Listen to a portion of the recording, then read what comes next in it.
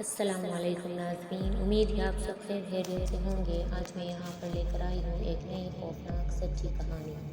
یہ ایک سچی کہانی ہے۔ یہ کہانی مجھے میری ایک دوست نے سنائی تھی۔ یہ واقعہ اس کے بچپن میں ہوا تھا، جس میں ایک عورت سے ایسی خوفناک غلطی سرزد ہوئی تھی کہ جس پر وہ بہت پچھتائی تھی، لیکن کبھی ازالہ نہ کر سکی۔ آئیے رونگٹے کھڑے کر دینے والی کہانی اسی کی زبانی سنتے ہیں۔ جب میں چھوٹی تھی تب ہم گاؤں میں رہتے تھے۔ یہ ایک چھوٹا سا گاؤں تھا۔ سب کو پتہ ہے گاؤں کا ماحول کیسا ہوتا ہے۔ وہاں سب خوشی غم میں ساتھ ساتھ ہوتے ہیں۔ ہم جس محلے میں رہتے تھے وہاں ایک 26-27 سال کا لڑکا رہتا تھا۔ اس کا نام عظیم تھا۔ ہم بچے تو عظیم بھائی کہتے تھے۔ ان کے والدین کا انتقال ہو چکا تھا۔ وہ اکلوتے تھے۔ عظیم بھائی اخلاق کے بہت اچھے دوست تھے، بہت اچھے تھے۔ سب گاؤں والے ان کی تعریف کرتے تھے۔ سب خواتین نے سوچا عظیم بھائی کی شادی کروا دیتے ہیں، ایسے ان کا اکیلے پن دور ہو جائے گا۔ جب سب خواتین نے عظیم بھائی سے اس بارے میں ان کی رائے پوچھی تو عظیم بھائی نے رضامندی ظاہر کر دی، اور پھر تو سب لڑکیوں کی تلاش میں ہی لگ گئے۔ ہمارے پڑوس میں والی آنٹی نے دوسرے گاؤں کی ایک لڑکی کو بتایا۔ وہ بس ماں بیٹی تھی، ان کا اور کوئی نہیں تھا، اور غریب سے لوگ تھے۔ ہم سب لڑکی دیکھنے دوسرے گاؤں گئے۔ میں چھوٹی تھی۔ عظیم بھائی کی شادی کی خوشی میں سب جگہ جاتی تھی۔ شاید لڑکی کا نام مدیحہ تھا۔ مدیحہ بھابھی بہت ہی پیاری تھی، دبلی پتلی گوری مومی گڑیا جیسی۔ مجھے تو بہت پسند آئی تھی، اور یوں مدیحہ بھابھی شادی ہو کے ہمارے گاؤں ہمارے محلے میں آ گئی۔ مدیحہ بھابھی دیکھنے میں جتنی پیاری تھی، ان کا اخلاق اس سے بھی زیادہ اچھا تھا۔ انہوں نے سب کے دلوں میں اپنے اخلاق سے جلدی جگہ بنا لی تھی۔ ایک ہفتے میں سب گاؤں والے بھابھی کی تعریف کرنے لگے تھے۔ شادی کے بعد وقت تیزی سے گزر رہا تھا۔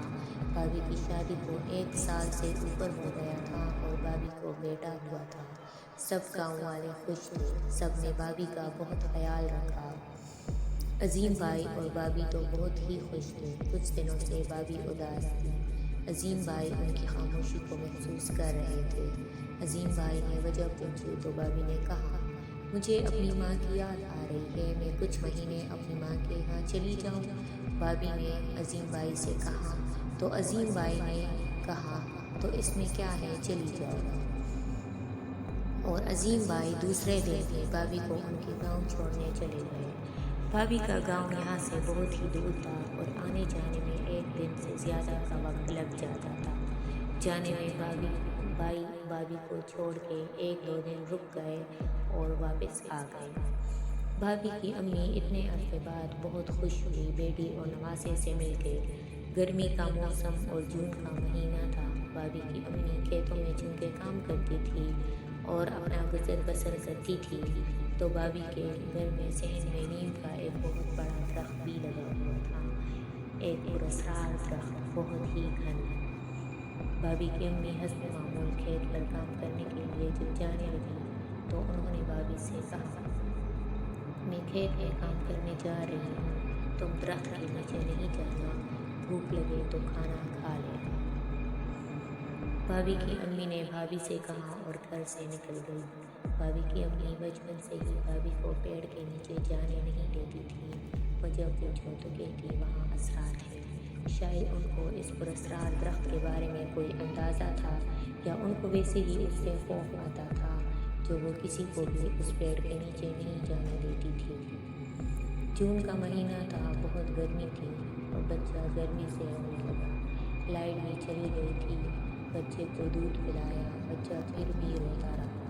بھابھی چپ کروا کے تھک گئی تھی، لیکن بچہ تھا کہ چپ ہونے کا نام ہی نہیں لے رہا تھا۔ بچے کا رونا دیکھا نہیں جا رہا تھا، اور تبھی بھابھی نے سب کچھ بھلا کر چارپائی درخت کے نیچے بچھائی اور وہیں پر بیٹھ گئی۔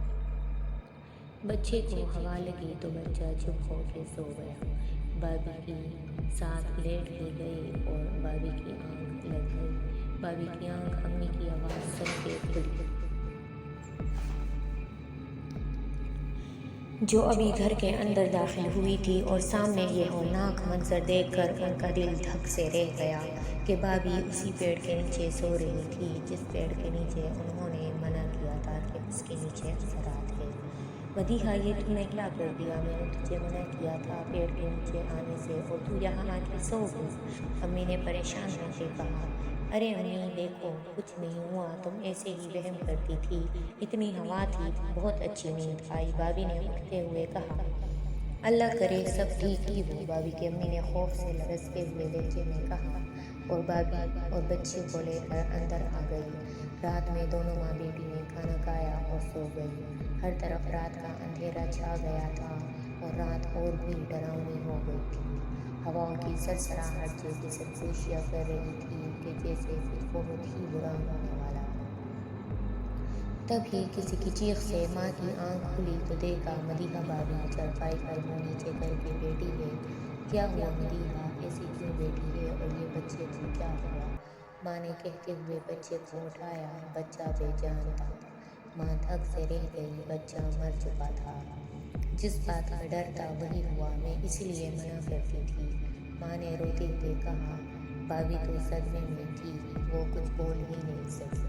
ماں نے رات کو ہی داماد عظیم بھائی کو اطلاع بھیج دی اور کہا بچے کی طبیعت خراب ہو گئی تھی، ہسپتال جانے تک بچہ مر گیا، اور بھابھی سے بھی یہی بولنے کا کہا، سچ نہیں بتایا۔ رات کو ہی بچے کو ماں نے غسل دے دیا اور جب وہ بچے کو غسل دے رہی تھی تب دیکھا بچے کے گلے پر انگلیوں کے نشان تھے، جیسے کسی نے گلا دبایا ہو۔ ماں نے داماد کے آنے کے بعد بچے کو دفنانے لے گئے اور بچے کو کفن کر دیا، کفن پہنا دیا۔ کفن دفن سے فارغ ہو کے بھائی کچھ دن وہی رک گئے۔ بھابھی بالکل خاموش تھی، نہ کچھ بولتی، نہ کسی کی بات کا کوئی جواب دیتی۔ کچھ دنوں بعد بھائی بھابھی کو لے کر واپس آ گئے۔ ناظرین، اگر آپ کو کہانی پسند آ رہی ہے تو چینل کو ابھی سبسکرائب کر دیجیے، بیل آئیکن کو پریس کر دیجیے تاکہ آپ کو میری نئی نئی کہانی کا نوٹیفیکیشن مل سکے۔ واپس آنے کے بعد بھابھی خاموش رہتی اور خاموش خلاؤں میں گھومتی رہتی، کسی سے بات نہیں کرتی۔ سب گاؤں والے بھابھی کی دلجوئی میں لگے رہتے، سب کہتے بچے کا صدمہ لے لیا ہے۔ ہم بچے بھی جاتے بھابھی کے پاس پر وہ ایک جگہ ہی بیٹھی رہتی، ہم سے بھی بات نہیں کرتی۔ دن اسی طرح بیت رہے تھے۔ 1 سال ہو گیا تھا، بھابھی کو دوسرا بیٹا ہوا تھا۔ بھابھی پہلے کی طرح نارمل ہو گئی تھی۔ سب گاؤں والے شکر کرنے لگے، بھابھی بچے کا بہت خیال رکھتی، اب تو وہ اپنی ماں کے گھر بھی نہیں جاتی تھی۔ 2 سال بعد بھابھی کو تیسرا بیٹا ہوا، سب بہت خوش تھے۔ اس عرصے میں بھابھی کی ماں کا انتقال ہو گیا تھا۔ بھابھی دونوں بچوں کا بہت خیال رکھتی، 1 منٹ بھی دونوں کو دور جانے نہیں دیتی۔ پھر 1 سال بعد بھابھی کے بیٹی پیدا ہوئی۔ عظیم بھائی تو خوشی سے پھولے نہیں سماتے تھے۔ سب ٹھیک تھا، یا ایسا صرف لگ رہا تھا کہ سب کچھ ٹھیک ہے، لیکن سب خوش تھے۔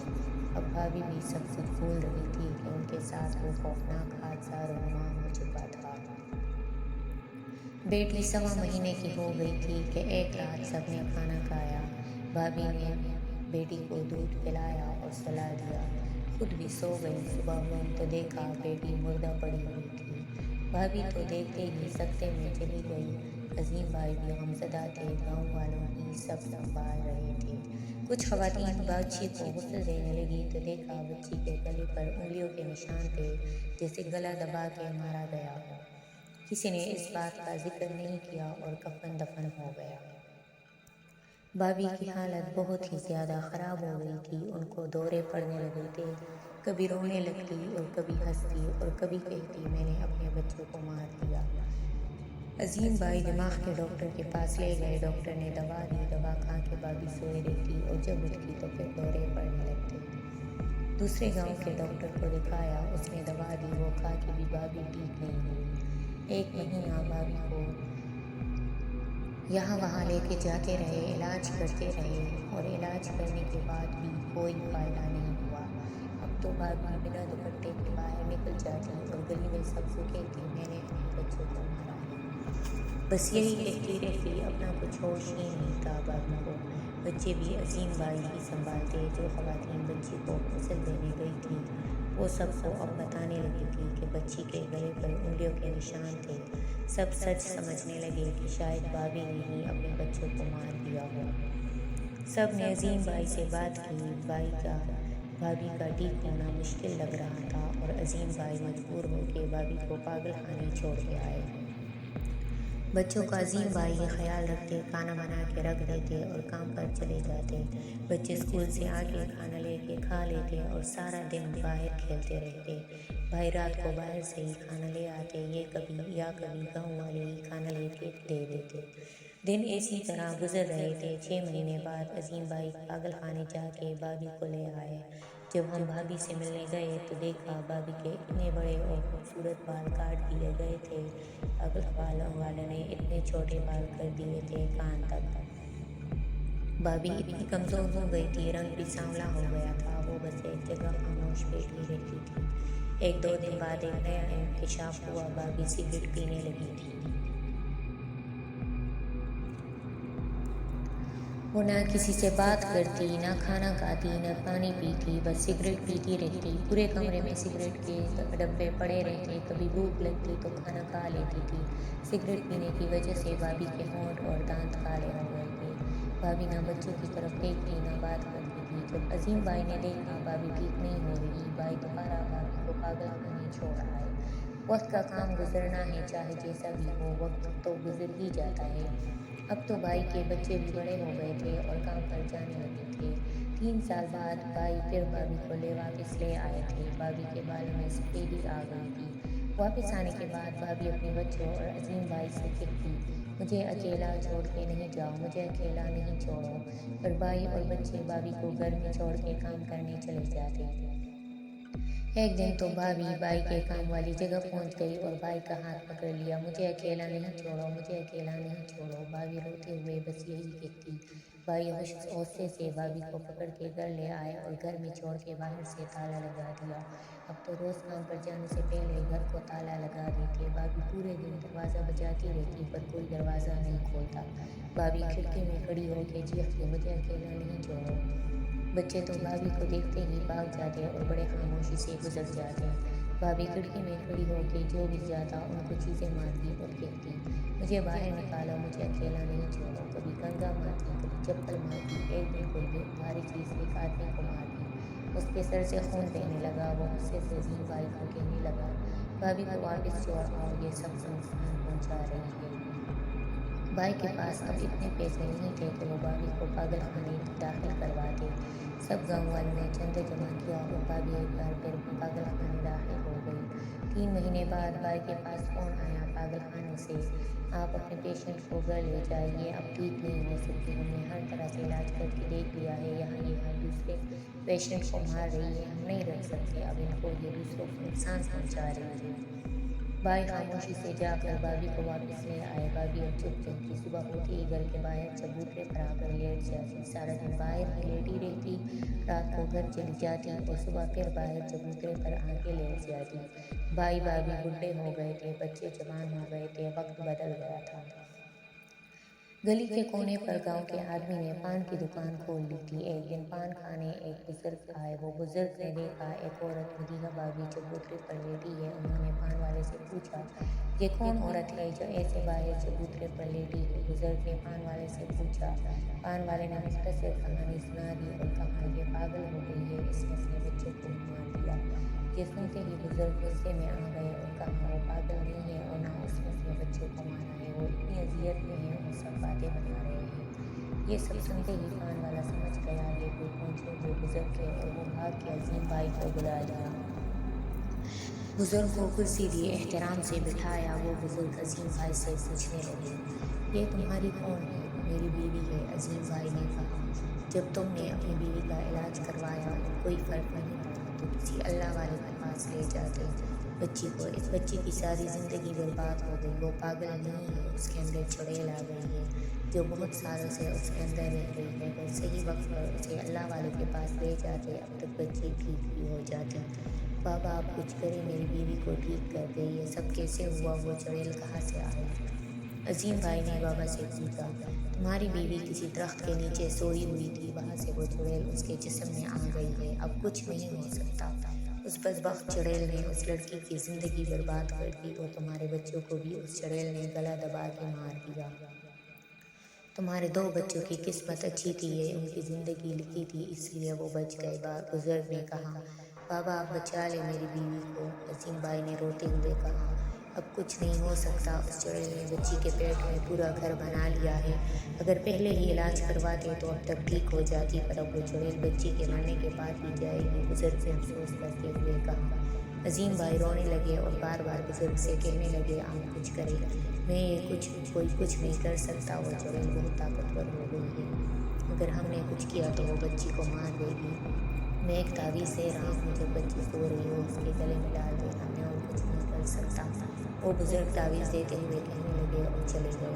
عظیم بھائی نے اپنے بچوں کو بتایا اور رات کو جب بھابھی سو رہی تھی، سردی کی رات تھی، سب نے آگ جلائی ہوئی تھی، بڑا بیٹا بھابھی کے گلے میں تعویذ ڈالنے لگا، بھابھی نے بیٹے کے ہاتھ پر زور سے لات ماری، تعویذ اڑ کے آگ میں چلا گیا اور وہ تعویذ جل گئی۔ عظیم بھائی نے وہ بزرگ کو بہت ڈھونڈا پر وہ نہیں ملے، ایک تعویذ سے امید تھی بھابھی ٹھیک ہو جاتی، پر وہ تعویذ بھی جل گئی۔ بھابھی ابھی تک زندہ ہے، ہم شہر میں شفٹ ہو گئے تھے، پر ہم جب بھی گاؤں جاتے ہیں بھابھی ویسی باہر چبوترے پر لیٹی رہتی ہے، ان کو دیکھ کے بہت رونا آتا ہے، ایک غلطی سے بھابھی کی زندگی برباد ہو گئی۔ میری آپ سب سے گزارش ہے، جب بڑے کوئی بات سے منع کرے تو وہ کام نہیں کرنا چاہیے، بڑوں کی باتوں پر عمل کرنا چاہیے۔ اگر بھابھی اپنی ماں کی بات مان لیتی، درخت کے نیچے نہیں جاتی، تو آج وہ ٹھیک ہو جاتی۔ مجھے فالو کریں اور چینل کو ابھی سبسکرائب کر لیجئے تاکہ آپ کو میری کہانی اور میری اور بھی زیادہ سے زیادہ سٹوریز پڑھنے کو مل سکے۔ خوش رہے، آباد رہے، دعاؤں میں یاد رکھے۔ Thank you so much.